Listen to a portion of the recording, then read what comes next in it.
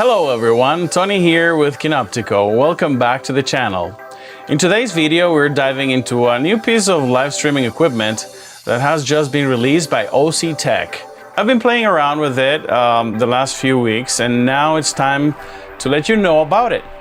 I'm talking about the OSEE GoStream Duet Kit, and we'll be doing a complete unboxing, and we'll take a close look at the features, and I'll walk you through how to use this amazing piece of equipment. Now, I'm really excited about a few things with this kit that just came out in the latest firmware update, but I won't give you any spoilers or hints yet, so bear with me and let's jump right in to check it out.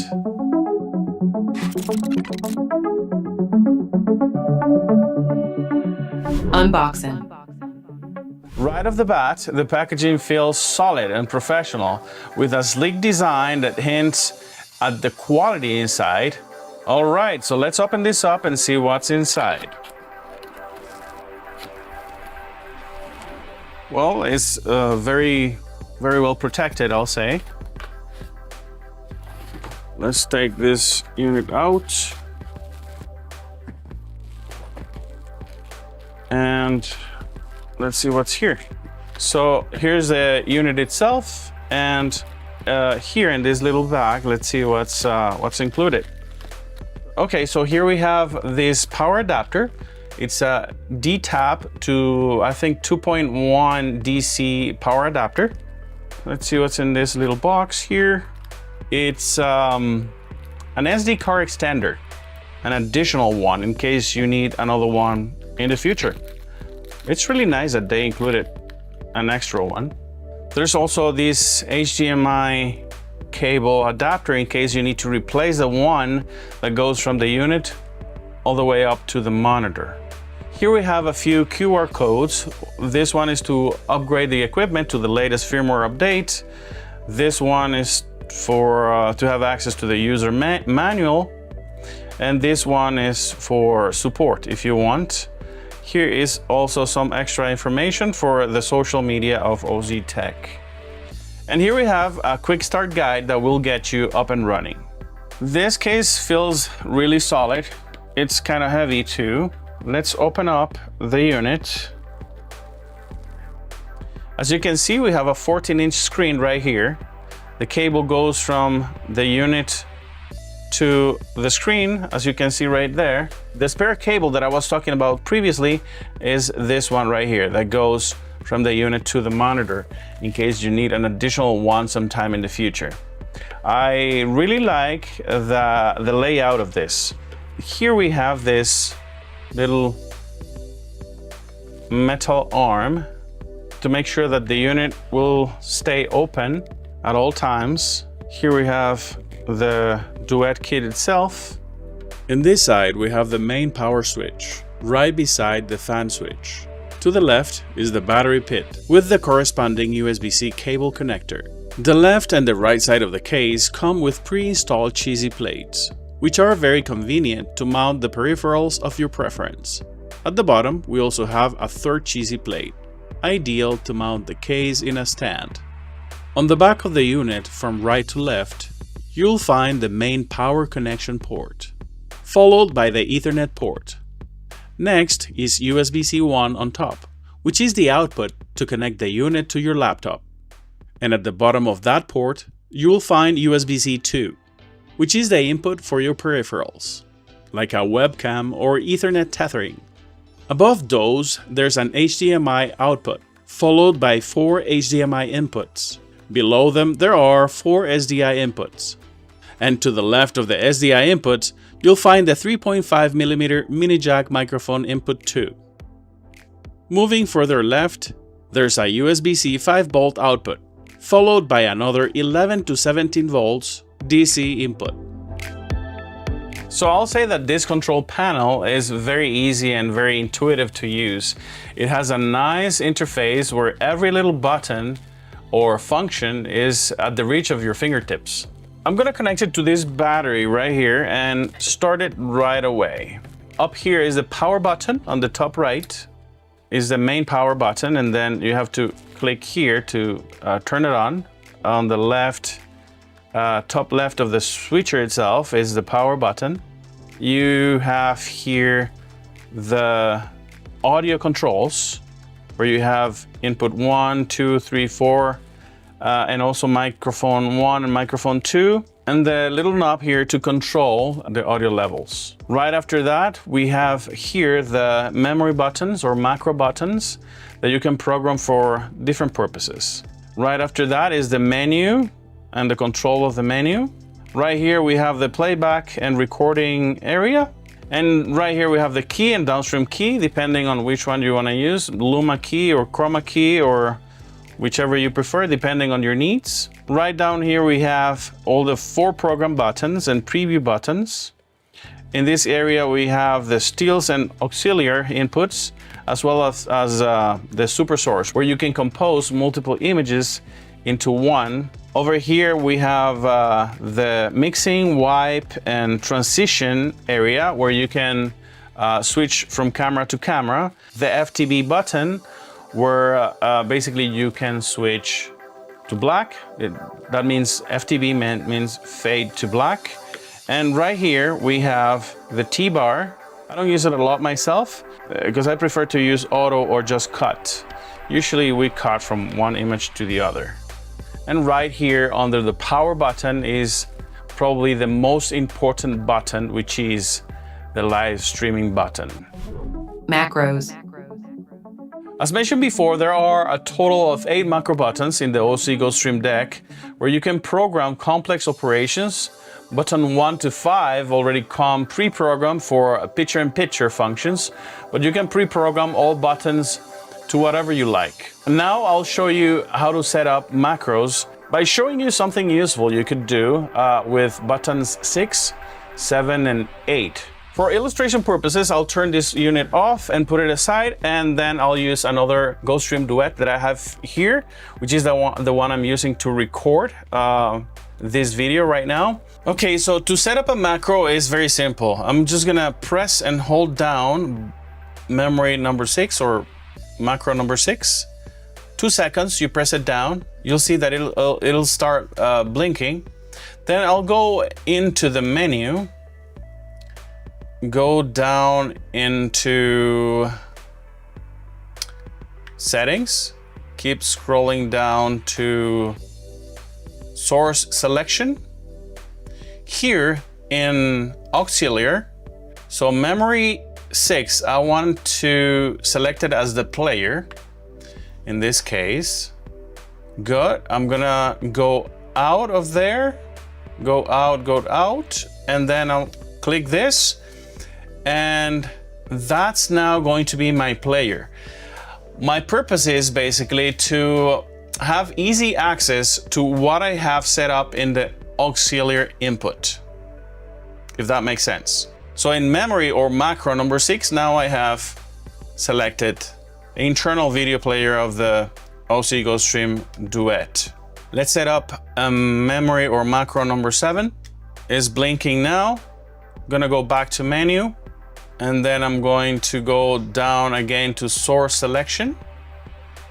And in this case, for button number 7, I will have that as my USB camera. So when I press that, it's going to be my USB camera. Okay, there it is. And then number 8, press down and hold it. It's blinking now. I'm gonna go back to menu, and I'm going to set up that new source that's going through auxiliary. I'm gonna set it up to NDI. You're probably asking yourself, what is he doing and what is he doing that for? Well, we're gonna do something really interesting later on, and you'll be able to see why this is probably a good choice.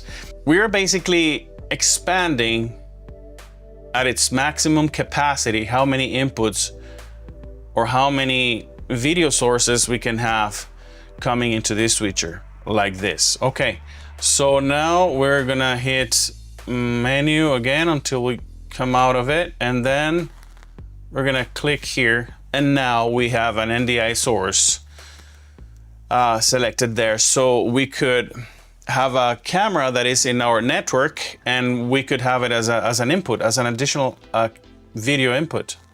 Well, later you're gonna see what we're gonna do with that particular input. So now we have cameras 1, 2, 3, and in number 4, I have my computer that I have set up right now for the OSEE GoStream software control. And then if I want to go to this camera, okay, I can switch to that camera if I wanted to also. Or I could have my player, access my player immediately and hit play, for instance. I have that playing right now. Let's see, I have another video there that I could also play. If I click and hold the play button here, I can have access to the videos and select whichever video I want. I'll select that one, for instance, and then play it. And there we have another video playing. But having the option of having these 3 macros here set up for that particular purpose definitely expands the capacity of our switcher. Something also important to mention is that if you set up your macros through the software control, you can go up to 100 macro preset functions, which opens up tons of possibilities. And that's how easy you set up macros. Portability. The OSEE GoStream Duet Kit is one of the most portable all-in-one live streaming kits on the market. The weight of the unit is about 5 kilograms and the dimensions are 366 by 300 by 113 millimeters, which makes it easy to transport, carry around, and it feels durable and secure inside of this Pelican case style enclosure where all internal components are protected. Power sources and power management. As you can see, there's a main AC power input and there's 2 DC power inputs. One of them is through this USB-C cable right here. And there's the adapter that goes from 2.1 DC input to D-tap. And something that's really interesting is that all 3 power sources are hot swappable between each other, which is absolutely amazing.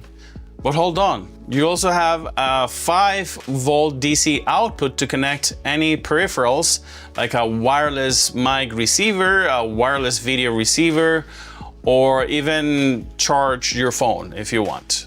Before we keep going, I need to clarify that you cannot use a regular 5 volts power bank like the ones used to charge your phone, like this one for instance. The unit needs at least 9 volts to work properly, and up to 17 volts should be totally okay. So I'll leave a link in the description of this video for you to get an appropriate battery bank. But for your information, pretty much any V-mount battery with an USB-C and D-tap output should do the job. A battery of around 40,000 milliamp hours could power it up for up to 10 hours. So for a 2 to 3 hour live stream session, any 20,000 milliamp battery should be totally okay. So now I'm gonna do something really interesting. I haven't seen this done by anybody before. I'm gonna see if this is actually really hot swappable as OSEE Tech claims. I'm gonna connect this battery right here through the USB-C, leave it right there. I'm going to connect this other battery through the D-tap adapter. Okay, both batteries are fully charged. And I'm going to also connect this power cable to the unit, which is right here. So now we have power through all 3 power inputs, 2 DC inputs and 1 AC input. I'm gonna turn on the unit, the main power, and then you have to also start it right here. Wait for it to start. And now I'm going to simulate a power shortage. The switcher, as you can see, is running. I'm going to disconnect it from the back here. I just did it. It just kept going like nothing happened. Okay, Now I'm going to disconnect the D tap. I just did, and it's still running, not even a blink. Going to reconnect it to that. I'm going to disconnect it from this one. It keeps running normally, like nothing happened. And now I'm going to connect it to this one again. Going to connect it to the main power again. It's connected there, as you can see. Now I'm going to disconnect both DC power sources. Nothing happened. I think those are all the possible combinations, right? Yeah. So I'm going to reconnect it here. Reconnect to D-tap. So I have triple power protection. If one fails, we have always a backup, and this is just amazing. This is really interesting. I suppose that when the mains power is connected to the unit, that's where it's pulling the power from, so the batteries are not being used in that instance.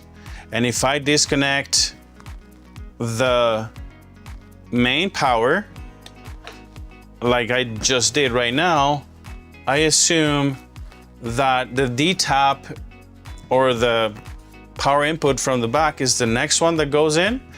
If you have the right answer to that, you can leave it in the comments. And the last one will be this one.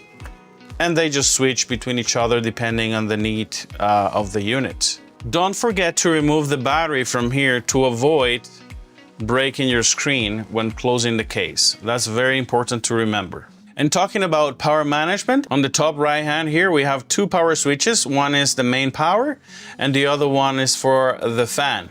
You also need to shortly press the power switch on the switcher itself. To turn it off, you have to press the button and hold it down for about 3 to 5 seconds. That is for safety purposes, so you don't accidentally turn it off. As you can see, I press it. If I short press it, it doesn't turn off.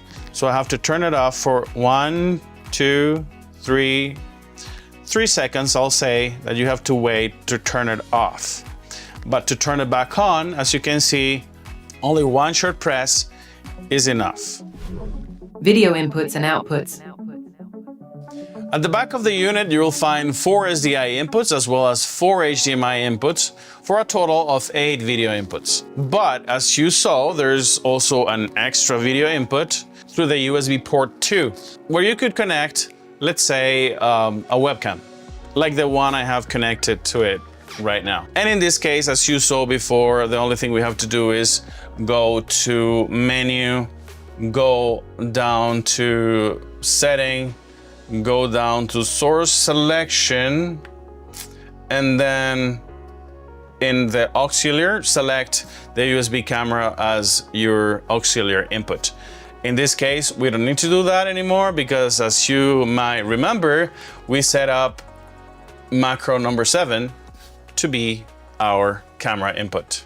And now I'll show you something even cooler for you to use with any wireless NDI camera, including your own phone. Your own phone is also a camera. So first, make sure your phone is connected to the same network as your video switcher. In this case, my switcher is connected with an Ethernet cable to my internet, and my phone is connected to the Wi-Fi of that same network. As mentioned before, I pre-programmed macro number 8 to be my NDI input. So if I long press my play button here, you'll see that the NDI list, if there are any NDI devices, any NDI cameras connected, they will show up there. So now from my phone, I'm going to open this NDI camera, which is an app. It's called NDI HX camera. I'm gonna open it up here, and as you can see, it's already showing it in my list of devices, and it's already pre-connected to it.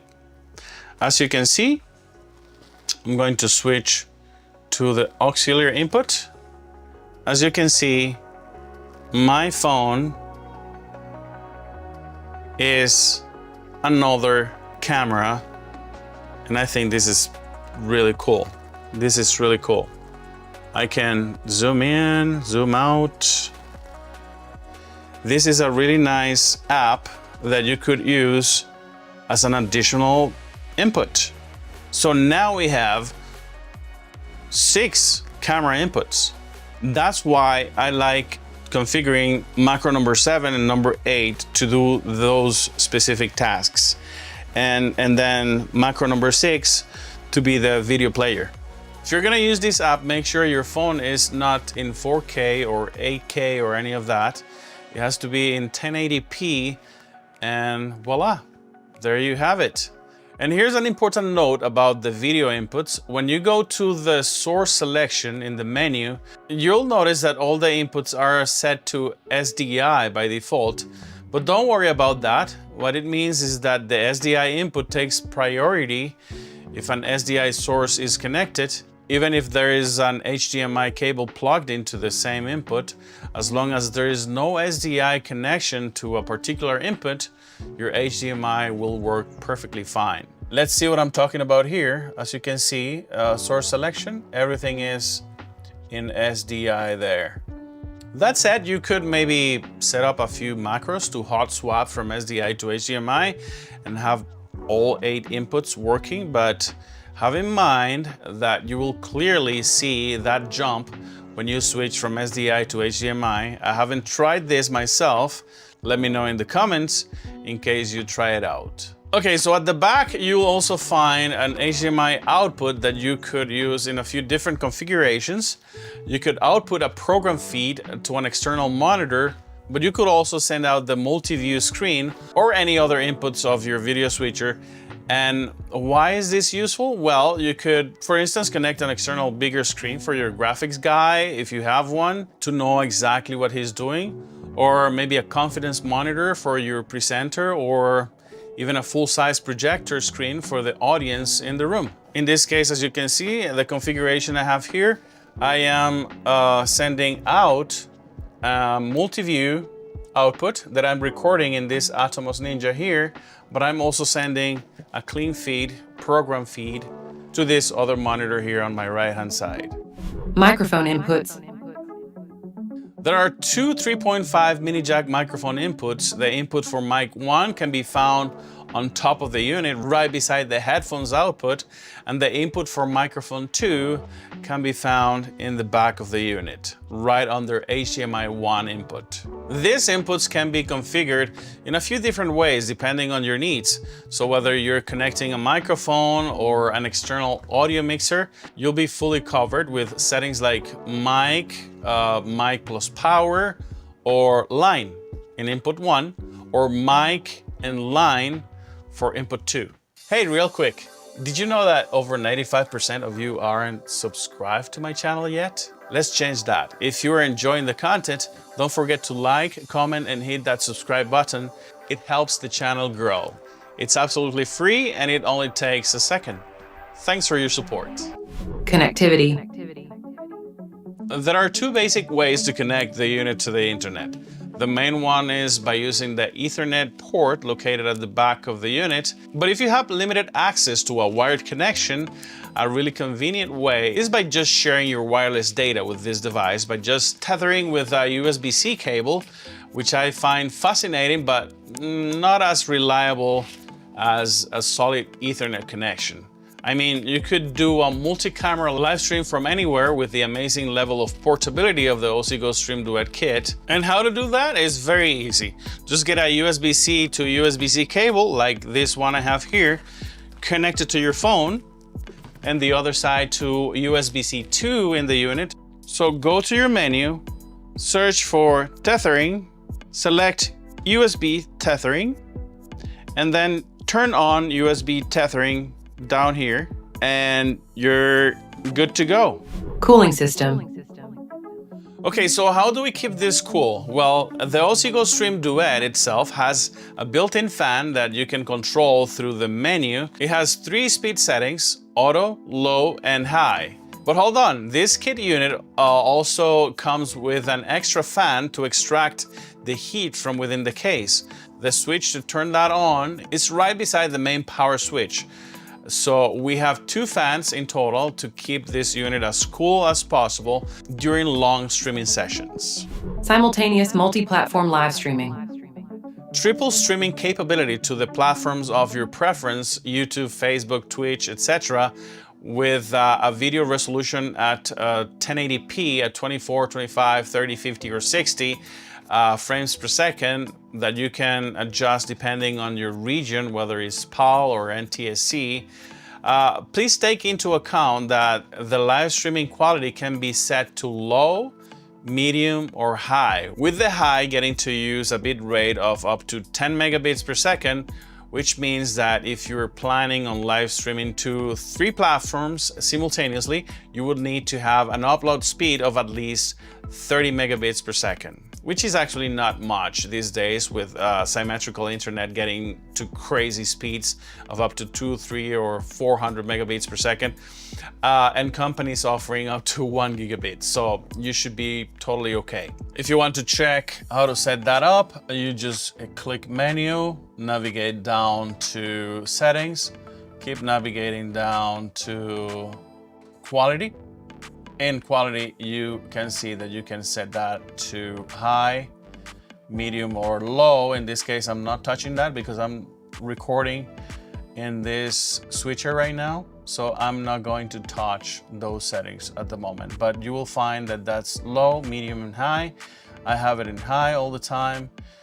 So that's how it's set up. If you want to learn how to easily set up your live streaming keys directly into the switcher, make sure to check this video right here. Internal recording and playback. This unit not only can live stream, but it can also record video to an SD card or an external hard drive, and it can even play back videos previously stored within the same memory card or SSD hard drive. So let's see how to do that. Here I have this memory card. I would recommend a V30 or V60 or above memory card. In this case, I'm using a V60, 512 gigabytes. Introduce it into the unit. Make sure your SD card is previously formatted inside of the OSEE GoStream Duet itself. For that, you just click menu and we'll navigate down to settings, and then we'll navigate all the way down to reset, and then you select SD format over there and you click select. In this case, I'm not doing that because I'm actually recording inside of this unit. After that, just extract your memory card, insert it into your computer, find the folder named videos, and copy any videos you want to play back later in that particular folder. Just make sure those videos are in the right format and codec. I would strongly recommend only loading 1080p videos in MP4 H.264 format with a low bit rate. The same applies for still images. Just copy those to the folder named images, making sure the images are in PNG format with an aspect ratio of 16:9. In case you have a long list of videos to play back, I strongly recommend also selecting those from the desktop software to queue each one of them, and believe me, that will make your job way more fluid. So let's see in the software control how that works. Okay, here we just go to play and record. I'm going to select, let's say, this video. I have it there pre-selected. Of course, I need to have the player pre-selected. Here's the list of videos I have stored in my memory card. There's only 2, this one on top here, this one at the bottom. Is as easy as double clicking. I double click and there I have the video already playing. If I hit auxiliary, you can see that the video is already playing. Now I'm going back to input 4. I'm going to, let's say, select video number 2, double click on it, and there is a video playing in the auxiliary input in this case. As mentioned before, you can also do this directly from the video switcher. You just have to long press the play button and you will see that the videos are there. And then with the cursor, you just select which one you want and then hit play, and there you have it. You're already good to go. If you want to start recording, just have to press this button right here and you're already recording whatever goes through your video switcher. To stop recording, just press stop right here. And that's how easy it is to record. Super source. Configuring super source is extremely simple. The first thing you need to do is figure out what kind of super source you want to set up, as there are multiple ways to do it. Let's do a very basic one. Hit menu. If you're going to use any stills in your super source, make sure to first upload your images by going down to still generator, then still upload, where you will select and place the PNG stills previously loaded to your image folder. First, go down to load picture and choose what you want there. Then select the location where you want it, where location 1 means still 1 and location 2 means still 2. Once that's done, we will navigate to still selection to finally choose what you want on each slot. Remember, this is just in case you need any still images to set up your super source, but this is not strictly necessary. Now let's navigate to source, where we will select what we want on source 1, source 2, and background. In this case, we will choose input 1 for source 1, input 2 for source 2, and auxiliary as the background, as I will be using a pre-animated background with a logo to make this look more dynamic. Then let's go up to enable to turn on what we have created and be able to use it. And we're now ready to use this simple super source that you can further customize to your taste. Chroma key.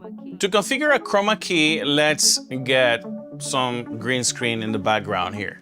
Okay, so now we have a green screen back here. This is just for testing purposes, so it's not a perfect chroma background, but let's hit menu.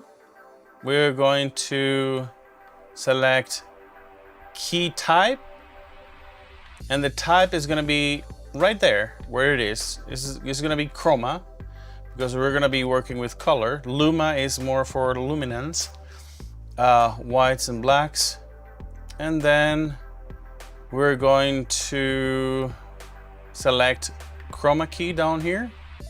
The source is going to be input 1. Yeah, that's camera 1 where I am right now. We're going to go down to control, and then here we're going to select the foreground. We're just going to leave it at 16. The background, we're going to leave it at 90. The key edge, we're gonna just leave it like that. I think that should be okay. Now, what we're gonna do is we're just gonna get out of the menu. So now, what we're gonna do is we're gonna click on air here, right up there. As you can see in the preview, it's already working.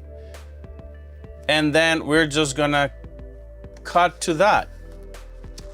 And in the back here, as you can see, it's not perfectly lit, but I think it's doing a pretty decent job. I have camera 2 in the background. If I wanted to switch that image to something else, it's extremely easy. You just go to in your preview images, just select whichever image you want in the background. In this case, I'm going to select the other camera, and I'm going to switch to that in the background. Let's say I have camera 4 or input 4 selected. I have it there in the background too. Let's say I want to introduce the auxiliary, which is the player. In this case, I have it in memory 6 or macro 6. I can switch to that as well. I already did.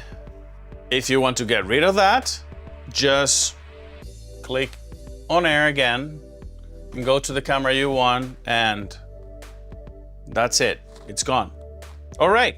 That's how to set up a Chroma key. Compatibility and third-party integration. This unit can be remotely operated by using its own software, which is this one that you can see right here. You can basically control everything from here. These are the switcher settings. Everything we did in the deck itself can be done here. As you can see, we were just working with the Chroma key, but you can do that actually right here. Chroma key, Luma key, picture-in-picture, whatever you want. You have, these are the switcher settings.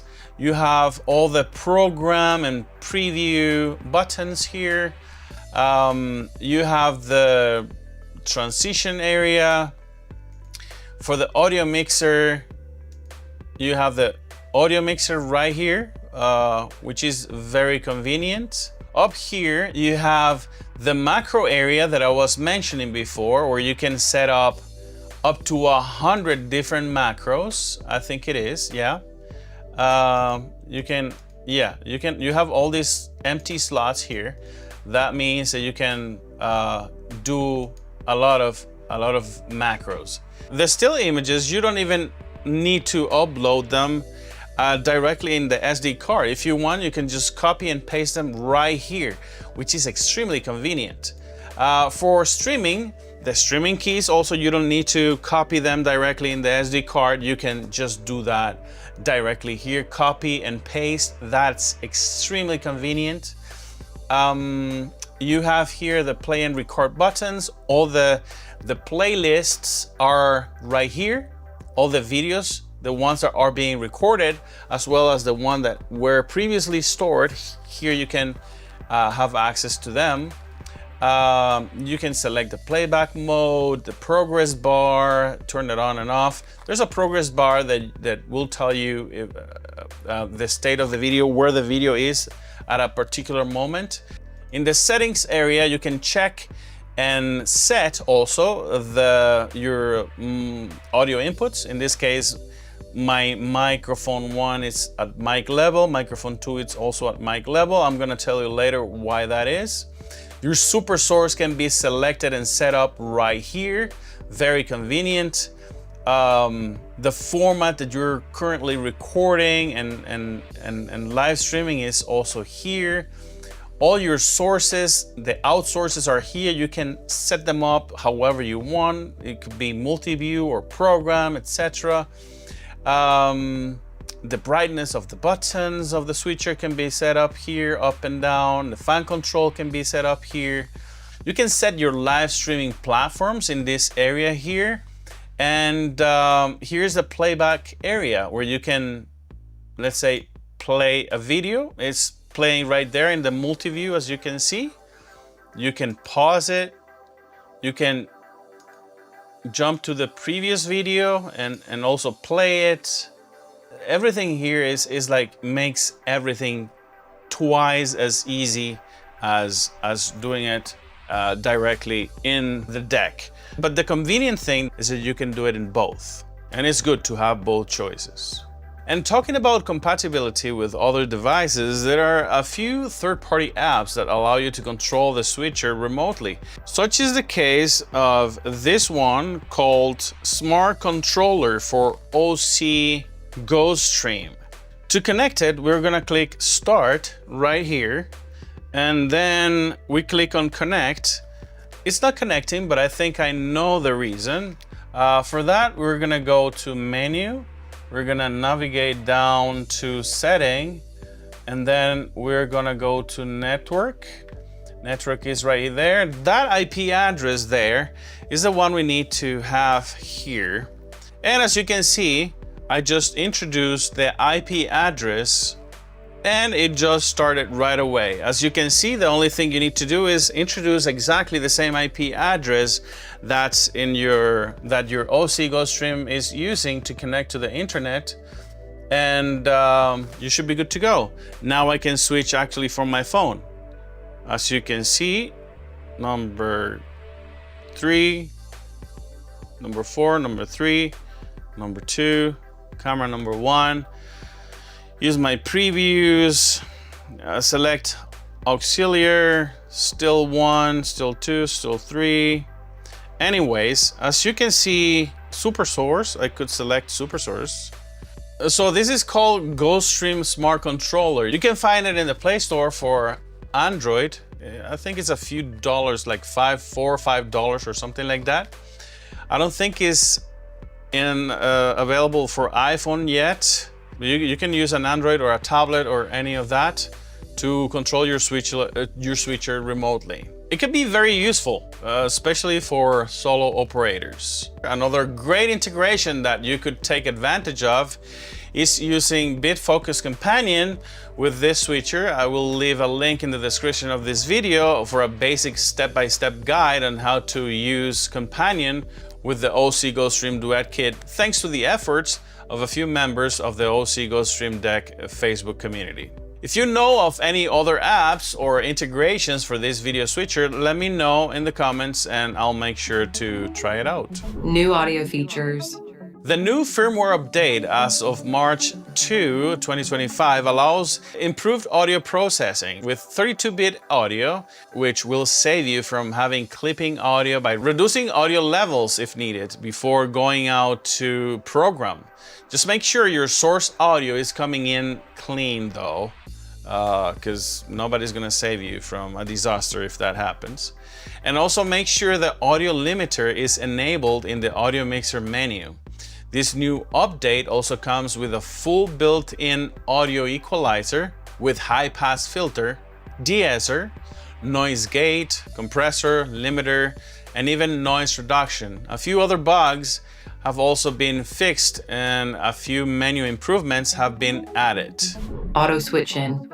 I would say that the most exciting and significant new feature added in this new firmware update is that now this amazing device can do auto switching. Yes, you don't even need a person doing that anymore, which is extremely convenient for DIY people and smaller crews. We have always had the functionality of AFB, audio follows video, and now we have VFA, which is video follows audio, which basically means that when certain audio thresholds have been met in any of the inputs, the switcher will automatically switch to that particular camera or microphone depending on your settings. And here's how we can do that. We're gonna click on menu. We're gonna go down. You'll see a new item called auto switching. You will go to audio A.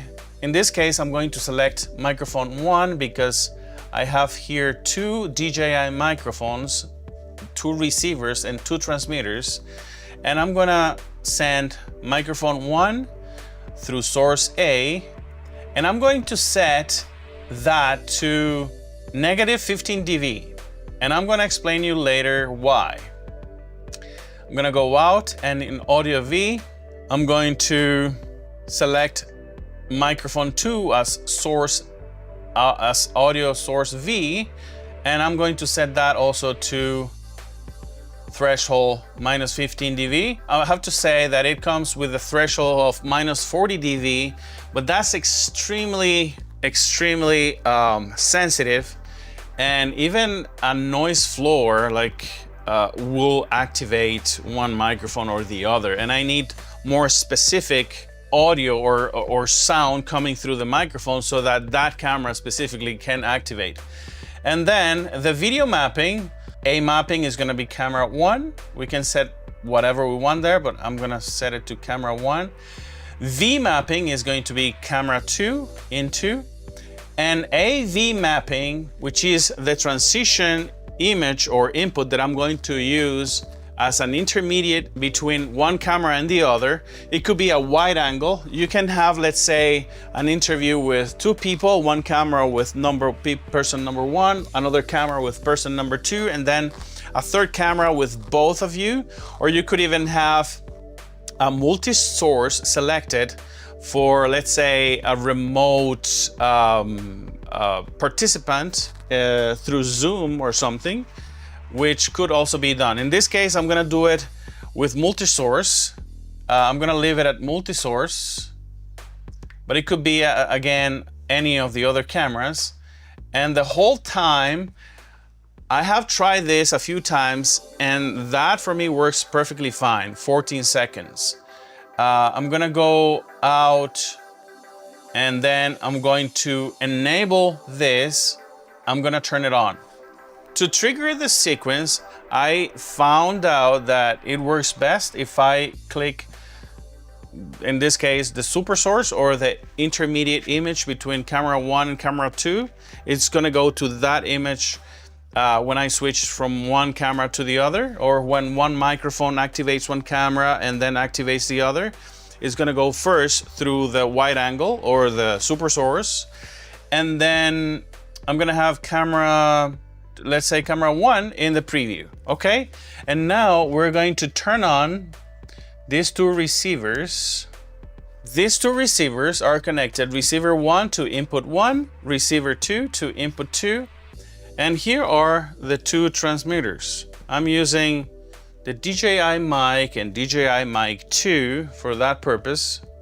So this is camera 1 and this microphone is camera 2. Let's see, okay, now I am talking to this microphone and it already switched to camera 1. Perfect. And then if I use this other microphone, let's see what happens. Okay, it switched to the multi-source first. If I keep talking, it's gonna switch to the camera 2, which is the one here on top. Let's see how long is it gonna take to, okay, there we go. And then now I'm gonna take the other microphone. As you can see over there, the threshold that is being met is above 15 dB, because I'm still receiving audio through this microphone that is pretty loud. So if it's set to, let's say, minus 40 dB, it's going to activate immediately. So you could actually even set it up higher or lower in this case if you want. Okay, I'm gonna switch to this one now.